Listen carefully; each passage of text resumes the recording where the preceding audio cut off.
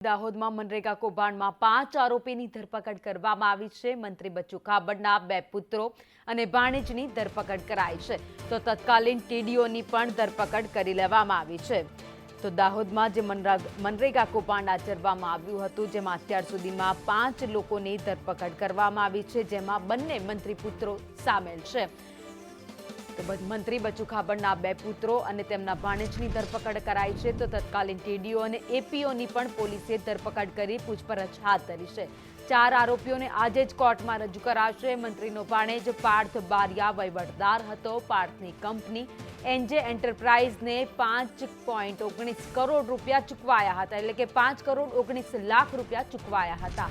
પાર્થ બારિયા હાલમાં 7 દિવસના police remand પર છે। અગાઉ કેસમાં 7 આરોપીની ધરપકડ થઈ ચૂકી છે।